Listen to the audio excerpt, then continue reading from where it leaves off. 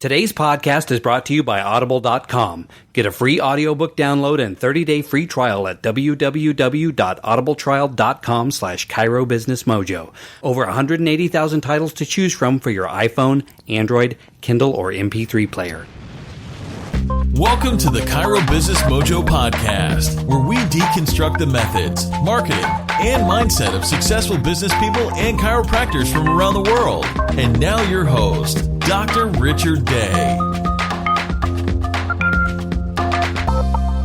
Dr. Ed Osburn practiced for 14 years, creating a thriving family wellness office with his equally enthusiastic wife, Dr. Karen Osburn.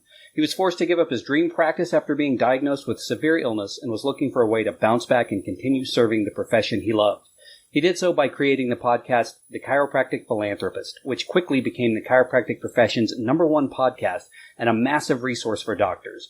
Dr. Osburn's mission is to deliver practical and concise know-how to all doctors so that they can experience massive levels of success. Welcome, Dr. Ed Osburn. Thank you. I'm thrilled to be here. We're pleased to have you. Go ahead and fill in any gaps, anything I might have glossed over or skipped over in your intro. I think maybe something some people don't know about me is I have created actually other podcasts too.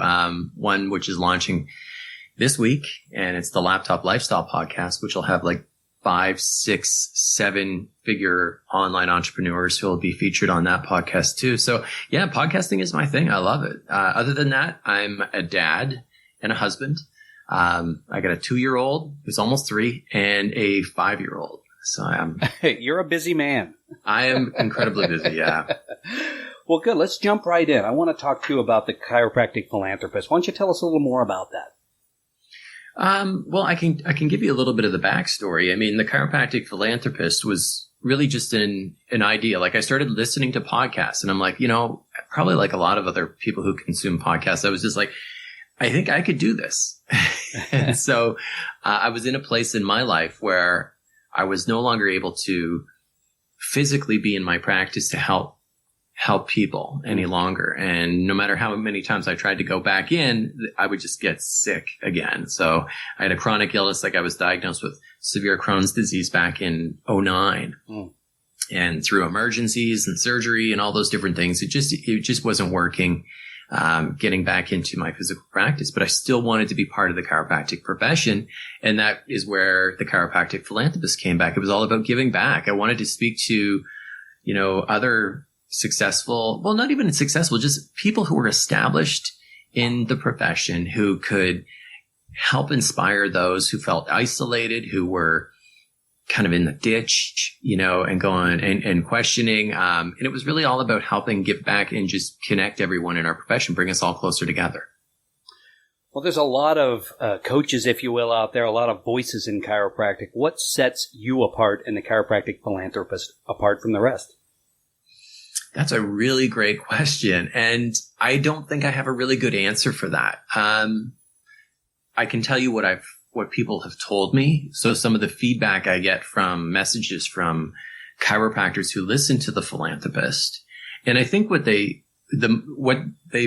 most hear is the value.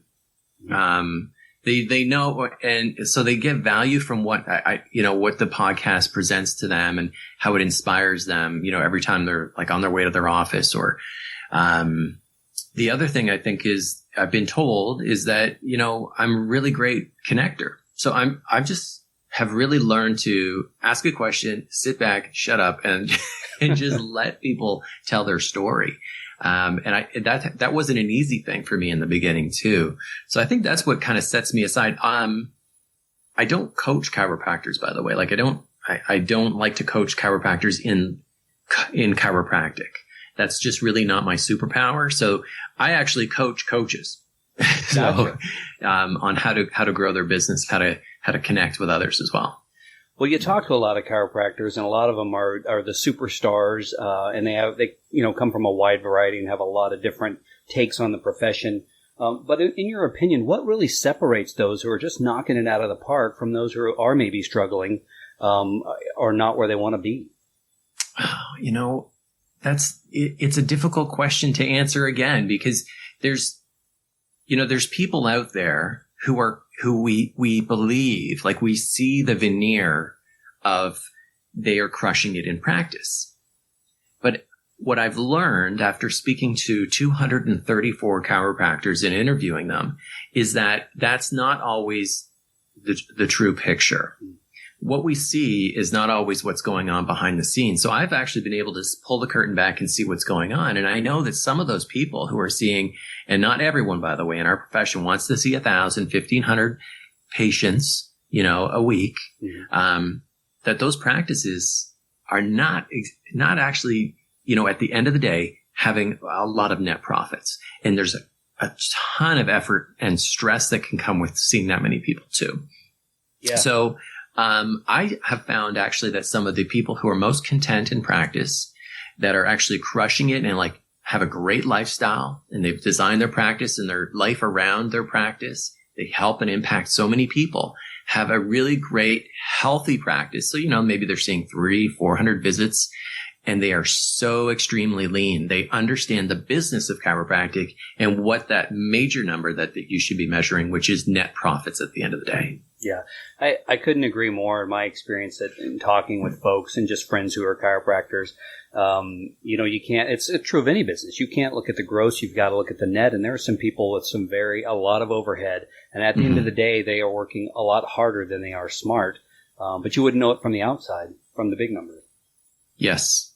And I think that a lot of chiropractors aspire to be those people when really they should be just, and I shouldn't say they should be, but they should consider just becoming better business people, looking at the business of chiropractic.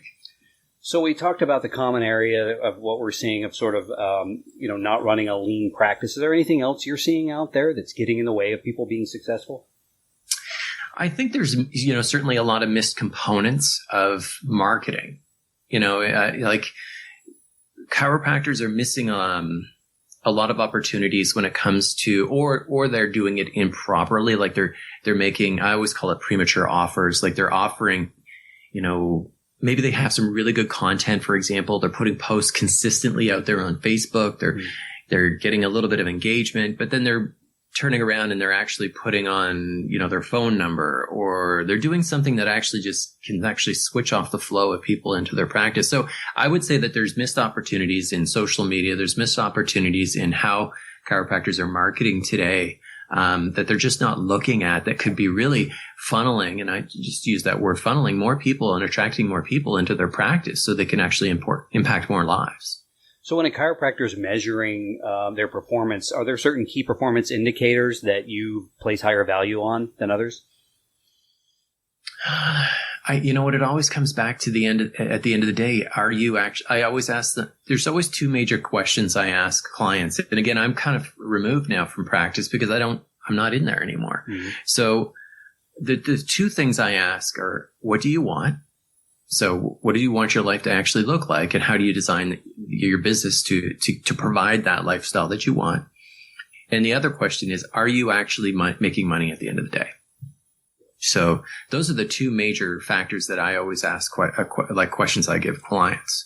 And then we basically, once we answer those questions, we can start to reverse engineer, how to actually achieve those targets and results. Gotcha. But you're not looking at, you need to see 10 patients per day or 20 patients a day, or are you working backwards from where they say they want to be to what that's going to look like on a day-to-day basis? I think it's more important to go, look, what do you want in your life? Like, so for me, it was important that I be here to connect with my two sons, when they wake up in the morning, to be here to be able to put them to bed at night.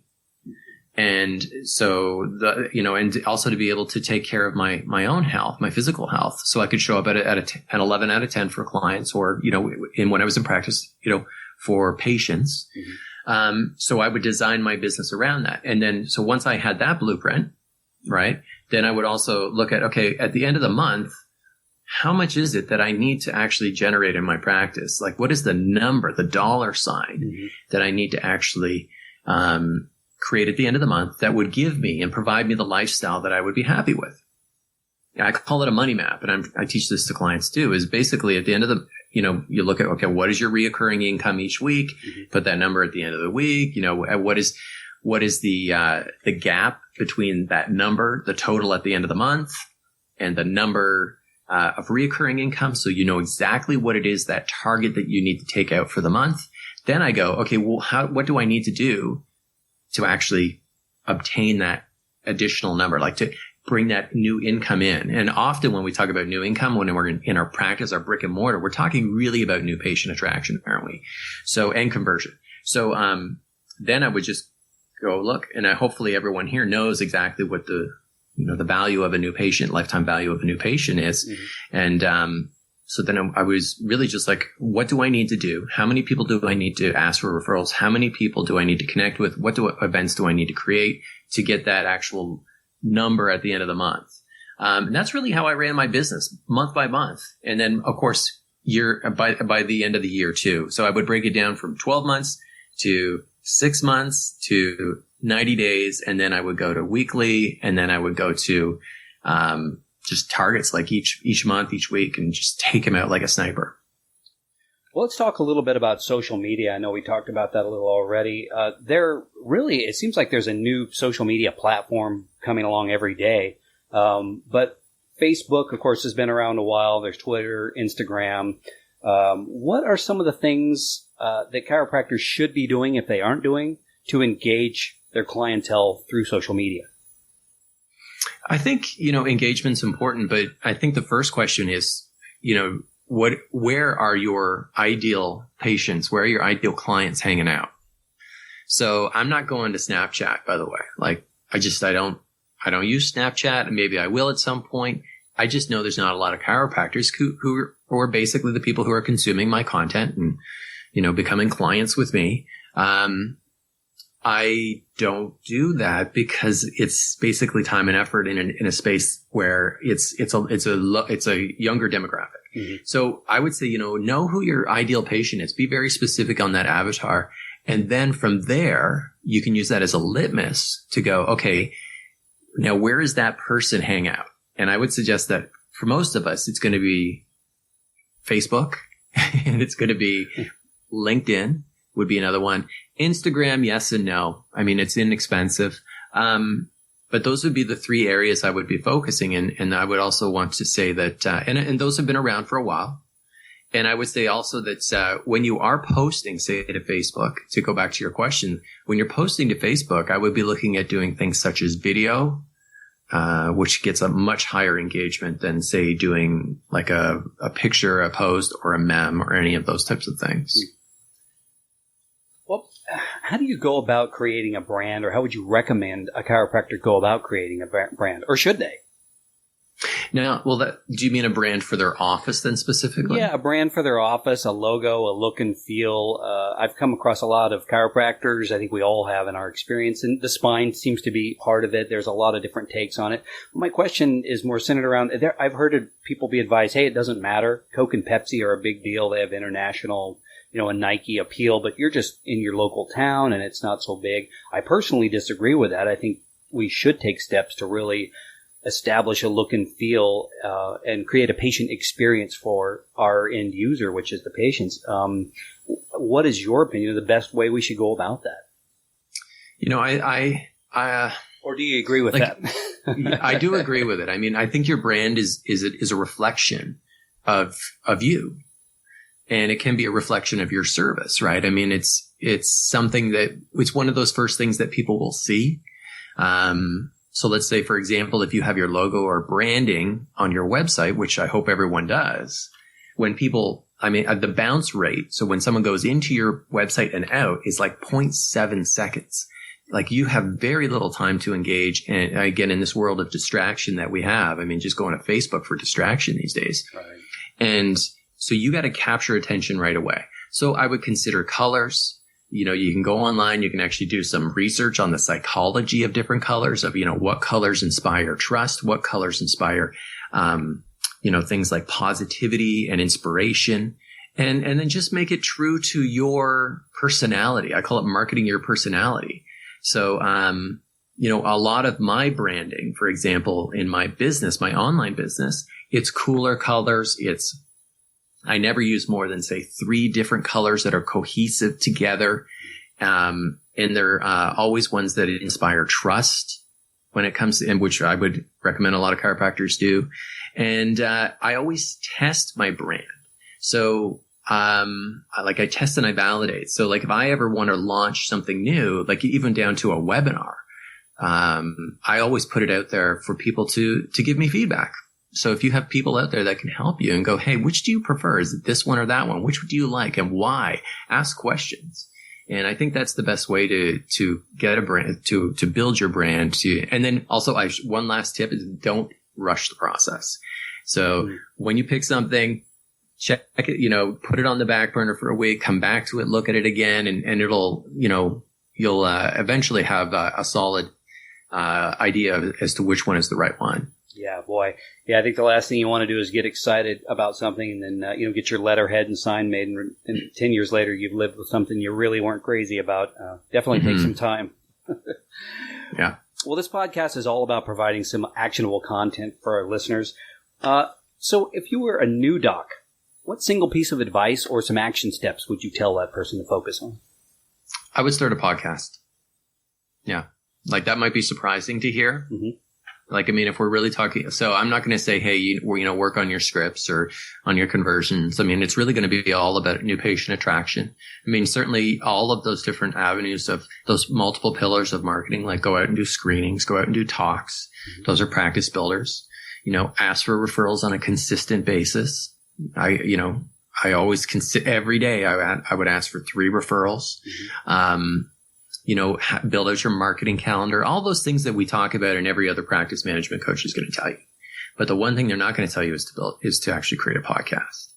So imagine this, listener, if you're a new doc and you start a podcast and it's local to your community. So it's specific to your community. And now you have a gym down the street with a, local celebrity fitness trainer or owner, and you want to build a relationship. It's an accolade to go and actually ask them, hey, look, I have this podcast. I would love to interview you for this podcast. Would you be open to that? And all of a sudden, what we find is that actually opens doors. So having a podcast is actually one of the best network tools and strategies that you can have right now today. And the reason I know this is because we've seen case studies of chiropractors who are doing this. I've seen a new doctor who's not only used that exact same example, gone in, hey, can I interview you for my podcast? To the next thing is they're paying him to actually go in every other week and teach lectures to speak in that gym, in that facility, to now where he's actually got an office, a space in that gym. And they're giving him a steady stream of referrals. He's been, even that doc been asked to be a keynote speaker now at a local conference that's going to be in the area. I mean, those are things like, again, those accolades, those are things that can take some chiropractors a long time to build. But again, imagine yourself asking, interviewing the local pediatrician, interviewing pretty much, the chef. Like, I mean, it could be anyone, in your local community, and it's better than any chamber of commerce or BNI group. Wow. That's great advice. Now, would you give that, obviously, if you've been in practice a while, you should probably do the same thing. Is there anything else an experienced doc should maybe think about adding to the mix? Yeah, I would just do the same thing. And, because I know that most docs aren't podcasting. Yeah. And I mean, for experienced docs, it's really just the same. It's the same thing. I want to make a really cool point here for experienced docs as well. Because some docs are going to be already established as experts and authorities in their community. But having a podcast is just another step up. It's called a trust trigger. It's another step up of like bringing again or adding to your expertise and your authority and lending more trust to what you're doing. I mean, oh man, there's so many positive aspects to podcasting. I can't even tell you, like being in the back pocket of your patient is incredibly valuable. Yeah. I mean, as a referral source, as a new patient education tool, obviously I'm really big on podcasting. I think if you are in your town today, doc, and you don't have you're not the doc with the podcast in town, then someone else will be at some point. It's like not having a website now. Now, I think I did on your website, you provide some instructions on how to get going and start a podcast. On the Chiropractic Philanthropist, I have a free training. It's solid, man. I mean, if you follow that training, and again, it's completely free, step by step, it'll take you from step 1 to step 10 on how to get a podcast up and launched, and even into like in iTunes and on Stitcher, show you even how to, harness the SEO, the search engine optimization of that, and plant it onto your website. But I mean, you can go to YouTube now these days and pretty much Google everything. The major difference is I am a chiropractor, so I have a little bit more of a unique understanding of what chiropractors are looking for as an end result of a podcast. Well, what's one thing that's really exciting you today, either in this business? You mentioned the other podcast. Tell us about that. The Laptop Lifestyle podcast? Yeah.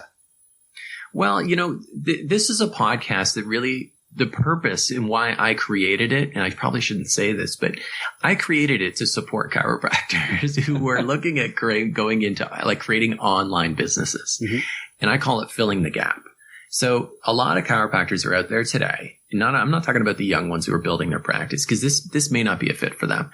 But the ones who are crushing it in practice, but they want to have this, it's the same story I hear over and over again, which is they want more time, more freedom.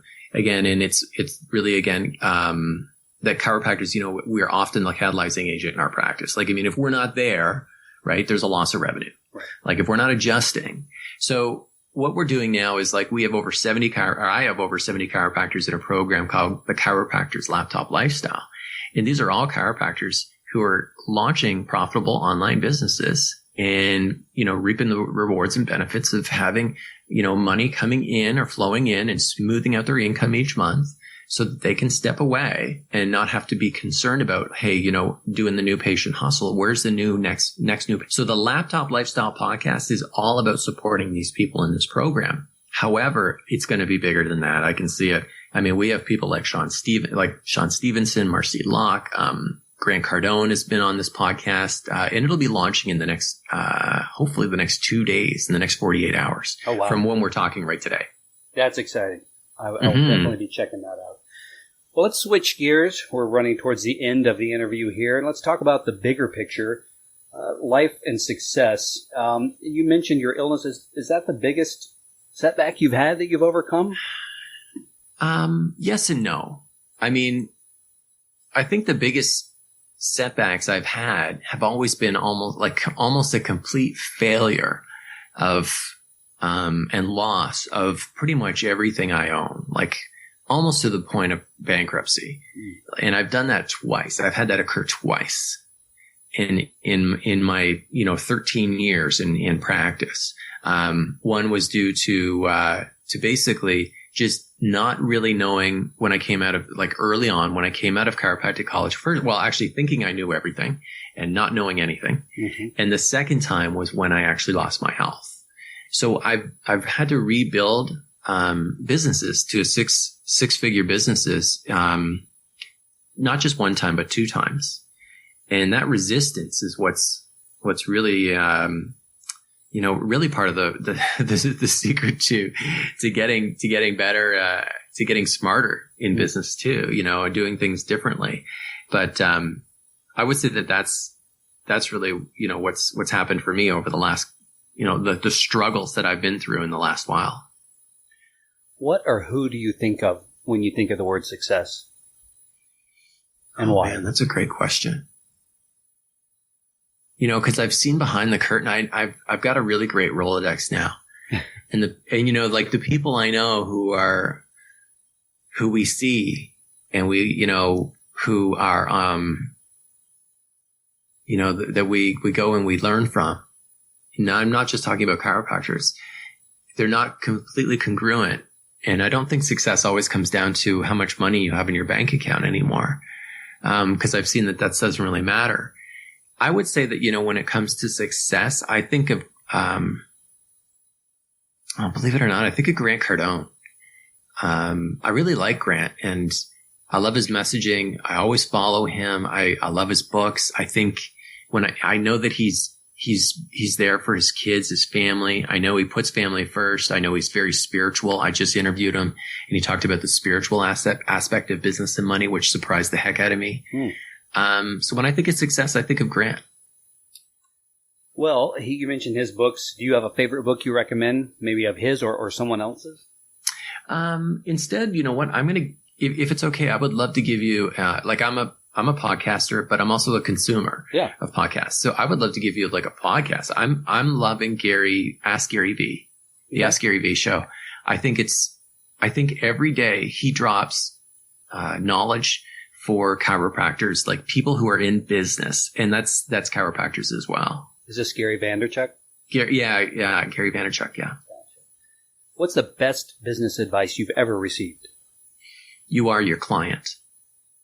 Yeah. You are your client. I love so that. Or you are your patient. Absolutely. I'll tell you what, my wife and I say, and we didn't invent this, but treat others the way you want to be treated. And I think about a fantastic experience I've had as a customer, whether it's a restaurant I've eaten at, or, a car dealership where I bought a car, and all of those things where they really succeeded at every point. I try to put myself in the patient's shoes and try to create that same patient experience on the other end. So that's fabulous. I love that. Mm-hmm. What is the worst advice you've ever received? Business advice.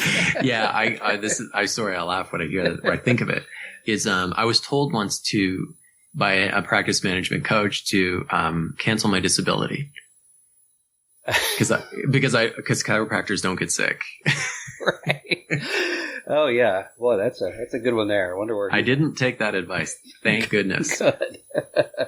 Well, look, I want to thank you so much for your time today, Dr. Osburn. What is the best way for people to find you and to find out more about what you do? You know what? You can actually find me at thechiropracticphilanthropist.com.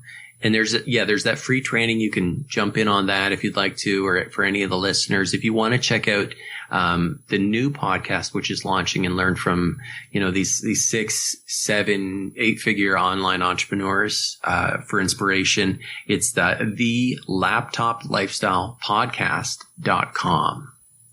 Got it. I will definitely be checking that out, and those will be in the show notes for sure. Thanks once again for being on the show today. I really appreciate it. Hey, this is Dr. Day. I hope you are enjoying the show. If you are, please do us a favor and jump on over to iTunes to subscribe, rate, and review. Thanks. Thanks for listening to the Chiro Business Mojo podcast at www.chirobusinessmojo.com.